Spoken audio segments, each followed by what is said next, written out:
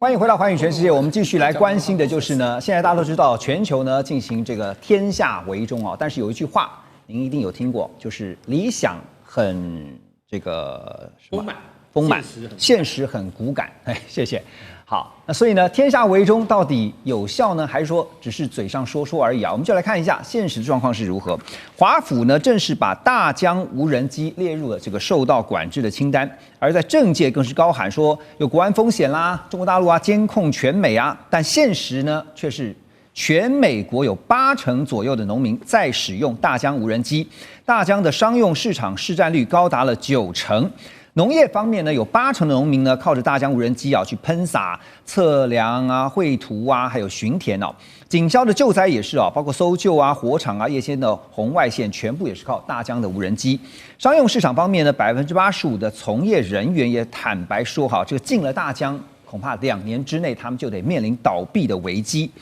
第一线的警消人员已经有人直接表态了，他们表示，如果没有大疆无人机，根本就救不了火，也找不到人，搜救的效率将会倒退10年。如果禁令一出，美国无人机的产业恐慌恐怕会更加的高涨。为什么呢？因为会有50万名左右的，就是有这个无人机啊飞行的执照的这些操控员啊，会掀起一股全民囤货潮，而且呢，这会使得二手的大疆无人机价格啊，现在光是看到市场上的价格已经飙涨了200%了。为什么？因为怕以后呢买不到大疆无人机了，怎么办？好，所以大使，美国方面我们看到，一方面呢，他们祭出了国安，就高喊国安；一方面呢，却又非常的依赖大疆无人机啊，包括第一线的警消人员就已经明讲了，说没有大疆无人机以后呢，救灾效率恐怕要倒退10年啊。所以说一套做一套吗？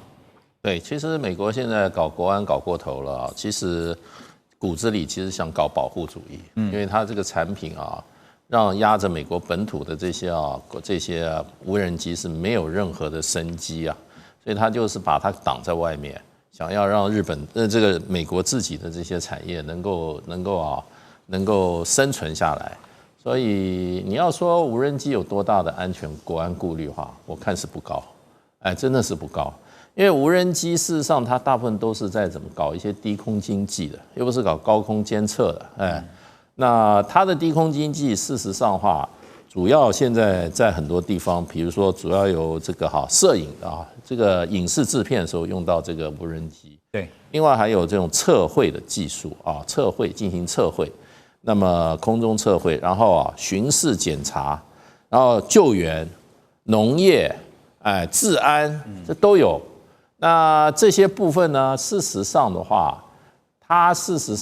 整个大疆的无人机的市占率，全球来讲是70%。那70%，所以就是说，它问题就是说，不但就是说在70%的原因，是因为它在飞控的系统、在图像的传输、在这个云台的稳定各种的技术上，它都是遥遥领先。而且是全球各个这个业界的怎么讲的一个标准制定者，那所以根本就是无可取代，而且性价比很高，性价比非常高，无可取代。所以呢，事实上这个大疆无人机现在各种类型非常多。我们所谓的消费级无人机我们不要谈专业级的无人机它有一个 Inspire 系列，它是专门给你做什么影视制作的，对。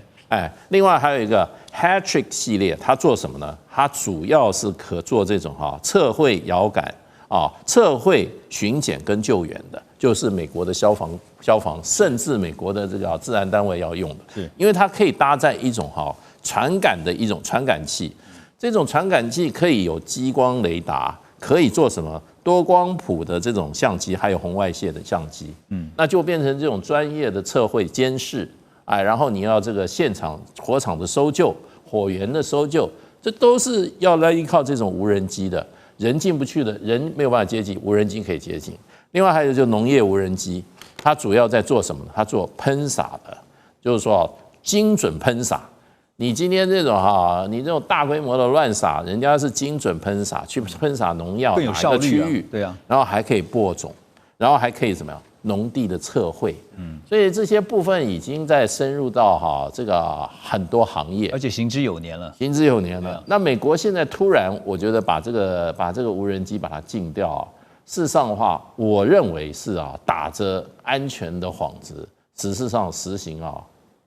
市场保护，搞保护主义。您看后续就是说会不会是重重的提起，轻轻的放下？现在他就是说你都要去申请，你要申请，他这个初级管制。那问题，你如果说一般市场反应非常差的话，那你就会造成你这个政策可能要被解，压力就来了嘛。因为美国的政策基本上它还是怎么样，它游说团体还是很强的。你现在去游说这件事情，我跟你打赌，一定是美国的这个无人机产业相关的产业，他想把大疆赶掉讲了一大堆，美国的政策都这样，美国的这个法令都这样。那还把大疆这个妖魔化的不得了，他把美国国家安全都搞走了，怎么样哈？里面还有什么晶片什么的那其实事实上，我认为以美国的政治运作很可能就是相关产业因为利益被伤害，想把它赶出去。可是问题就变成就是说，你在立这个法的时候，别人不知道，可是在从大疆无人机获利的很多产业，他也要开始去游说了。他也要把他的这些美国的这些在联邦政府制定法令的这些参众议员也动员起来的时候，这个事情就不见得就一定朝某一个利益团体他的方向去发展。另外一个利益团体就是广大的使用者，美国的消防业美国这些消防总署你没有你叫我怎么救火？美国的农业的美国的电视的这种影视制作业，它都可能会出来说，你这样子造成我损失太大。对，就是你美国的东西又贵又不好用，你要我用谁的？而且最重要的是，我们刚刚提到说，它已经行之有年了大家用习惯了已经过度的在依赖这些大疆无人机了。那现在不只是无人机就连美国也传出说，武器方面，这军方的武器零件也是难以摆脱中国大陆的供应链对于这个供应链的依赖。因为《华尔街日报》有报道说呢，美国军用零件当中呢，至少有8万项的零件受到中国大陆供应链的影响。一旦被中方祭出限制的话，包括材料价格还有生产线势必都会受到阻碍。好，所以不只是无人机现在美国自己的军工体系。那美国向来不是强调说它的这个军备，它所生产的军武是世界最强的，可是现在连军用零件都离不开中国大陆的供应链。就连我看到最近战争部长赫克塞斯也说，如果真的制造不出来的话呢，就买中国大陆的零件也无妨已经做到这种地步了。可是怎么看美国希望打造的飞鸿供应链，它的机会跟挑战？其实这个难度非常高。如果你从一般民生的这个角度来看的话，如果说今天我们要你在美国，你想要过一个 China Free 的这个生活，你会发现你根本没有办法，已经寸步难行了，你知道吗？就是说你这个生活周边所有很多大小这些东西，很可能有很多是中国大陆做。那个 China Free 不是什么要中国自由，而是你要过一个没有中国大陆生产，不是 Made in China。对。那同样，其实军事装备也是一样，因为军事装备其实里面它有所谓的高阶跟低阶的这种零件在里面。那很正常的一件事情，是因为中国大陆它现在在世界上各地，它是属于这种所谓世界工厂这个等级的这个 level 嘛，所以它做很多相对来说是比如说低科技。然后，但是呢，它是属于很重要的这些类似的这样的，比如说，例如像你说那个车辆的那些什么扭力杆、扭力背这些东西，美国做的可能的确品质很好，但是美国做的很贵一年只能做几个，但是中国大陆可能一年可以做上千上百个，对不对？那这个时候，中国大陆可以利用它的价格优势，然后来对外进行销售。那同样的，美国现在它整个问题它现在军工产业最大的问题，其实在于它的叫做产业空洞化。什么叫产业空洞化呢？它今天大家那个前几天有一个例子嘛，就是川普总统不是开了一个记者会，说要搞一个叫做那个川普级的这个战斗舰。那个川普级的这个战斗舰后面，其实它真正显现的一个事情，就是美国海军今天面临的困境。它原本的这个驱逐舰、伯克级驱逐舰那个造了很多，但是它伯克级驱逐舰上一级的要作为，比如说作战的时候要作为这些这个伯克级驱逐舰的战场指挥的神盾巡洋舰，快退光了，2030年要退光了。但是他们本来希望能够做一些更低价的，但是能够 cover 到大概伯克级大概5-6成公立的那个星座级被砍掉了，结果现在必须要买那个可能只有比 LCS 好一点那个传奇级要来替换，所以就变成说，你看到美国其实现在它最大的问题就是，它今天知道如果跟中国大陆要进行那个军事对抗，或至少在这个军事的这个竞逐之中不落后的话，它要能够有哪些东西，但对不起，它的那个整个国家产业能力根本没有办法接续，然后把这些东西做出来，所以川普他最后只好想说那个另辟蹊径搞一个非常大的这个叫川普级战舰，为什么？因为大相对来说它的这个施工难度会比较低，然后也就它可能不需要那么高阶的这些造船工就可以做出来了。所以今天你说今天美国跟中国大陆那个对抗，它是不是有可能真的能够做到这种所谓费用供应链？其实有太多零附料件等等是由中国大陆做的，甚至比如说你说一个吉普车的这个吉普车钢盖那个钢盖钩那个钩子，这种东西你说你一定要求那个非这个中国大陆制造吗？那其实你只要拉力扭力耐用程度够，用中国大陆又何妨？赫格塞斯现在就是这样一个想法，那些不牵涉到资料传输，然后那种所谓的耗损性的这些零附料件，其实还是必须要可能回到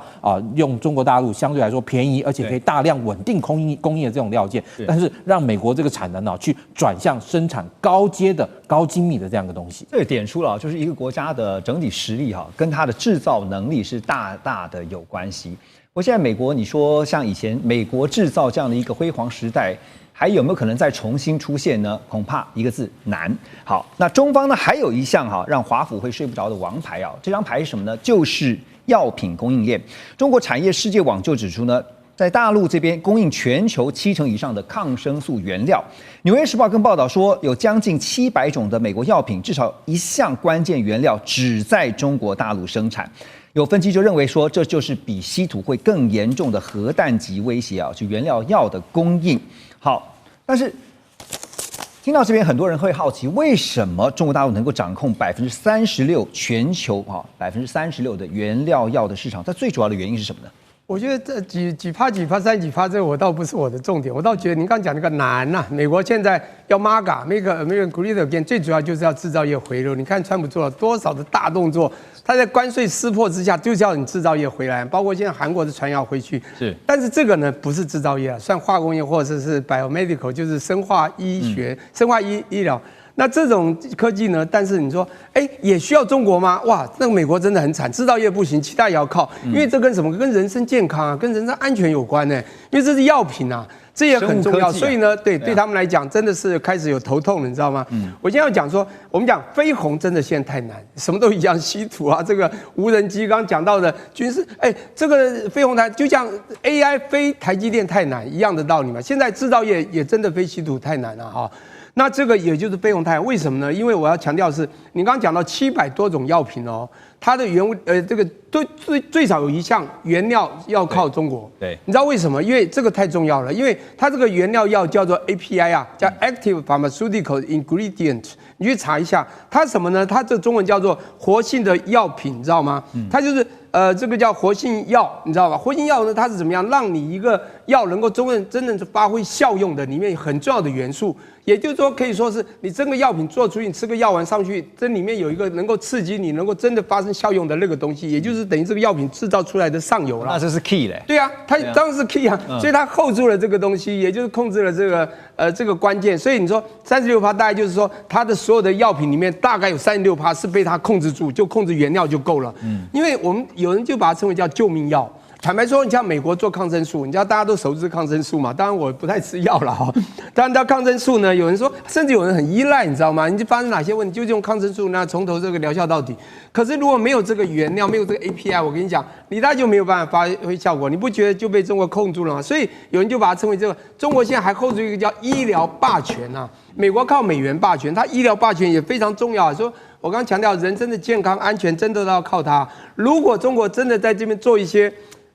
反正就是我们讲了，就是因为就是大国博弈之后要做一个大动作，就是开始也限制这些原料出口 API 出口，怎么办？全球可能会发生一个我们叫做系统风险的东西，就会整个医疗体系可能会崩溃，你知道这非常严重。所以我觉得这个当然世界还是要友好比较好，要不然中国真的现在hold住的武器还真多。也就是你刚讲难，我觉得现在飞鸿的东西还真的很多很难。对，晶片不用还没关系这个药品如果不吃的话，如果万一到时候人身健康对于这个生命安全是有非常大的影响的。因为我记得在先前我们也讨论过哈，主要影响的有2个方向，就是包括像盘尼西林啊，就抗生素的，还有就是那个抗组织胺，就是抗过敏的这些药啊。你现在想想，如果今天药品原料药的部分被中国大陆卡到脖子的话，美国的感受会如何？马上回来。2025全球局势必须关注，中美赛局牵动地缘风险，连带影响台海两岸未来。环宇全世界，关心全世界，权威分析，专业观察，客观立场。每周6日，请您准时锁定，一同关心全球大事的瞬息万变。